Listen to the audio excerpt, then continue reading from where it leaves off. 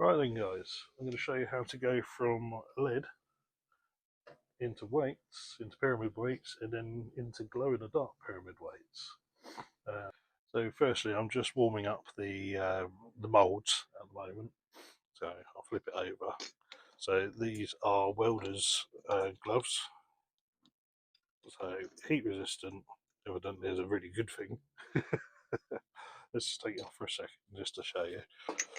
But yeah, if you take the teapot open, in there is your lead. See if I can bring you over just a second. So see in there's a bit of dross on the top. If you take that back, it is all mirror. Okay, so we take the dross out, shut that up there. What's your uncle? We've got molten lead. Let's bring you back over this way. Get rid of this. Oh, believe it or not, that little thing there's about 13 kilos of weight.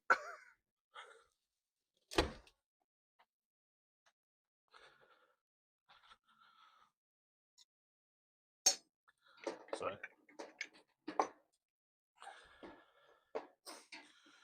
John did a previous video on how to make up Gemini weights. If you want to see those, it's actually a very good one. Go back about 4 or 5 videos, I think it is. Have a little look. So it's really important you heat up your moulds, because otherwise you get pitting throughout your leads. So it's only a very quick demonstration.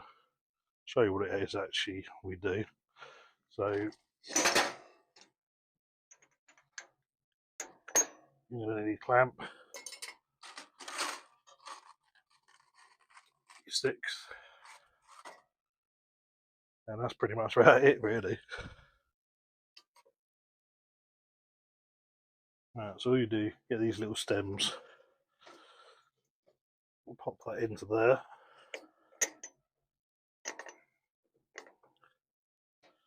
And close that down and pop the clamp on.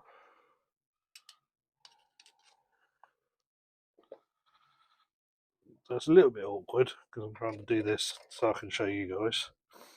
So pouring in the lead.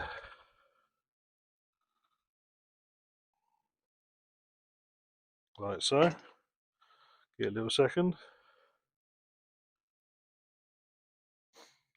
And that should be set already. So do that. Pull that out. Your lead already. So on this, because you've got the little pouring part, with a pair of snips, just cut them off. Nice and easy. Bosh. There's a bucket of water down here. Pop that in there, just cool down. And just do another quick one. Obviously making sure it's out the right way.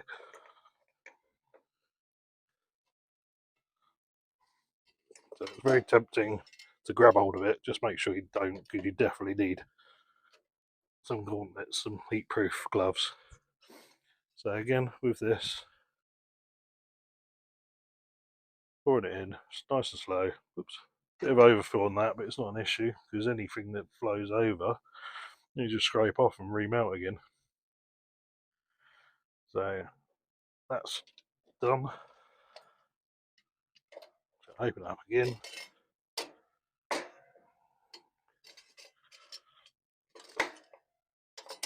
Oops, grabbing the wrong thing. So again, got little flashings, bits and pieces. Cut them off. Use a Stanley blade to cut off these little bits here. Trim it up, make it nice and neat, and that's it. Right, so you've made up your weights. So these are the pyramid weights. You've cut all your flashings off, made them look a little bit neat and presentable. So these are long stems, if anyone's wondering. So what we need to do next is we're going to use this. So that's to heat up the lead again, and then what we want to do is powder coat it. So this is the underlay, or whatever you want to call it, primer.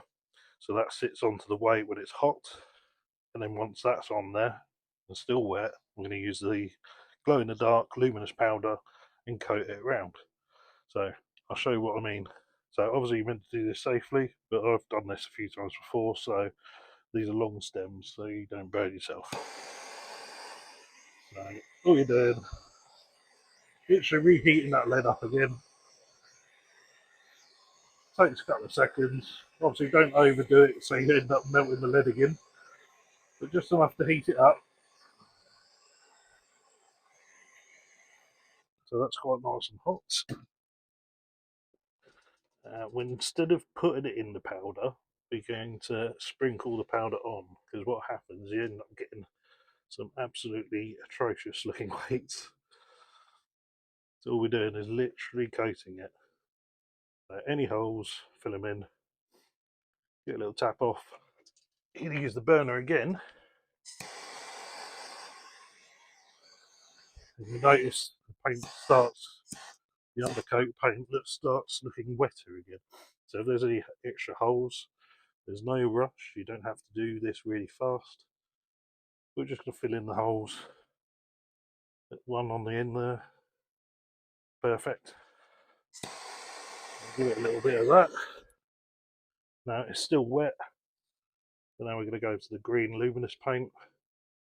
And we're just going to sprinkle that on as well. So, as I say, do wear gloves if you do this at home, heat-proof gloves. I'm being a bit naughty here, but it's really difficult to video this and show you at the same time. So keep going. We can probably do another coat on that one. Yeah, gonna do another little coat on that one, just to help it out.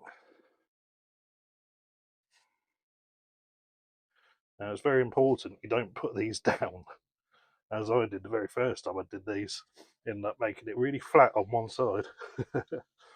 So one more heat up again, so you see it's a bit powdery.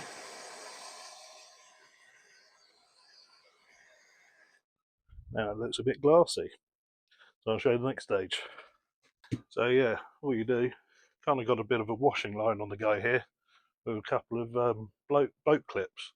So all I do, instead of putting it down where it's going to ruin the paint, just going to hang it on there and literally leave it for about 10 minutes. As soon as that's about 10 minutes, it'll be nice, hardened, and ready to go essentially.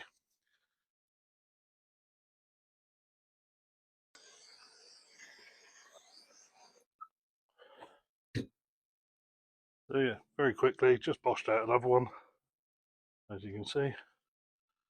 Put it on my coat hanger. Now, the reason I've used these boat clips is because they're spread out, because what happens if you do put it on a coat hanger like that, they slide along. These little clips I used earlier, but they all slide along and not touching each other. It can ruin it. But yeah, it's essentially all it is. Hope you found it interesting and useful. If there's any questions, fire away. Do make sure you're doing it in a ventilated area as well, because that's very important. There are quite a few toxins that come off it. But yeah, it's just a very quick, easy way of powder coating your weights. See you on the next one.